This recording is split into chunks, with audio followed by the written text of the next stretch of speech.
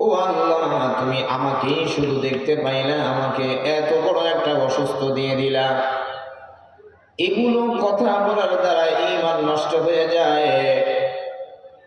হযরতে আইয়ুব আলাইহিস সালাতু ওয়াস সালামকে আল্লাহ রাব্বুল আলামিন এত মারাত্মক অসুস্থতা দিয়েছিলেন, আপনারা জানেন, আমি সেই দিকে যাব না। হযরতে আইয়ুব আলাইহিস সালাতু ওয়াস সালামের আপন ভাগ্নে ছিলেন হযরতে লুকমান আলাইহিস সালাতু ওয়াস সালাম। আমরা জানি মহান আল্লাহ রাব্বুল আলামিন এই জমিনে আমাকে আপনাকে দাম দিয়েছেন, কারো কম, কারো মিডিয়াম, কারো বেশি, আবার কারো একেবারেই কম। কম বেশি করেছেন সম্মানের দিক থেকে, অর্থনৈতিক দিক থেকে। কে করেছেন? জোরে ডাক দিয়ে বলেন। আল্লাহ পাক করেছেন। আল্লাহ পাক কালামে পাকের মধ্যে বলেন, তিলকার রুসুল ফাদ্দালনা বা'দাহুম আলা বা'দ মিনহুম মান কাল্লামাল্লাহু ওয়া রাফা'a বা'দাহুম দারাজাত। মানুষের মধ্যে যেমনি ভাবে আমি আল্লাহ রাব্বুল আলামিন শ্রেণী বিন্যাস করেছি, কাউকে সম্মান বেশি দিয়েছি, আবার কাউকে সম্মান কম দিয়েছি। কম বেশি দেওয়ার মালিক অন্য কেউ নয়, শুধুমাত্র কেবলমাত্র একমাত্র আমি আল্লাহ রাব্বুল আলামিন। হযরত আইয়ুব আলাইহিস সালাতু ওয়াস সালামকে আল্লাহ রাব্বুল আলামিন এত বেশি পরীক্ষা দিয়েছেন।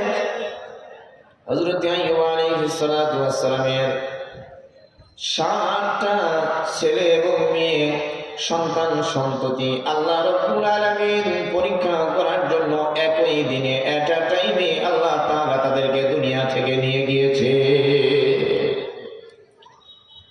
আমাদের জীবদ্দশায় যদি এমন হতো, তাহলে আমরা নার্ভাস হয়ে যেতাম, আবাল তাবাল বকতে শুরু করে দিতাম, অথবা নিজেকে কন্ট্রোল করতে পারতাম না। কিন্তু হযরতে আইয়ুব আলাইহিস সালাতু ওয়াস সালাম, তিনি একজন নবী ছিলেন। এমন ভাবে নিজেকে কন্ট্রোল করেছে। এত বেশি অর্থ সম্পদের মালিক আল্লাহ রাব্বুল আলামিন হযরতে আইয়ুব আলাইহিস সালাতু ওয়াস সালামকে বানিয়েছিলেন।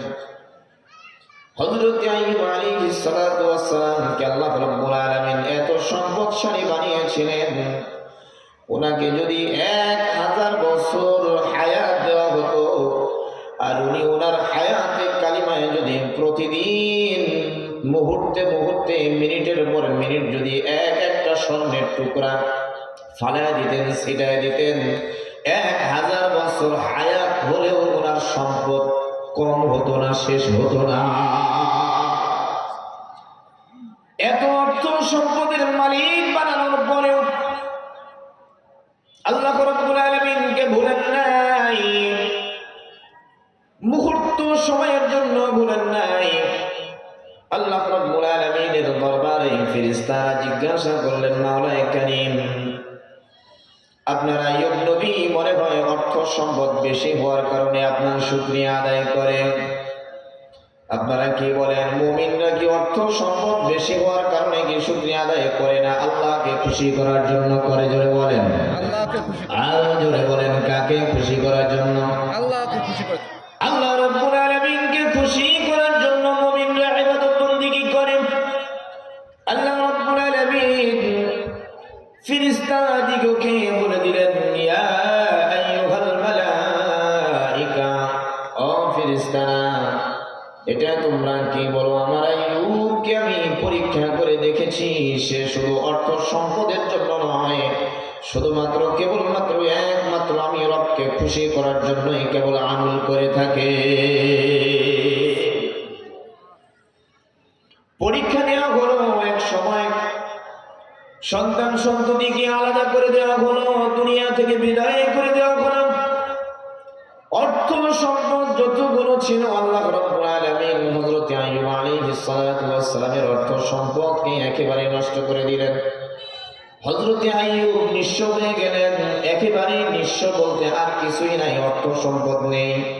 এমনকি বিবিরা পর্যন্ত ওনার থেকে আলাদা হয়ে গেল। শেষ পর্যায়ে যখন পুরা শরীরটা আল্লাহ রাব্বুল আলামিন পরীক্ষা নিতেছিলেন। আপনারা কম বেশি সকলে জানেন হযরতে আইয়ুব আলাইহিস সালাতু ওয়াস সালামের শরীরের মধ্যে গোশত ছিল না, ঘায়ে গোশতগুলো খসে খসে নিচে পড়ে যাইতেছিল, পড়ে গিয়েছিল। দুর্গন্ধের কারণে এলাকা পর্যন্ত তাকে জায়গা দেওয়া হয় নাই। অবশেষে যখন জিহ্বাতে ঘা চলে আসলো, হযরতে আইয়ুব আলাইহিস সালাতু ওয়াস সালাম চোখের পানি ছেড়ে দিয়ে মাওলায়ে কারীমকে ডাক দিয়ে বললেন, মাওলায়ে কারীম,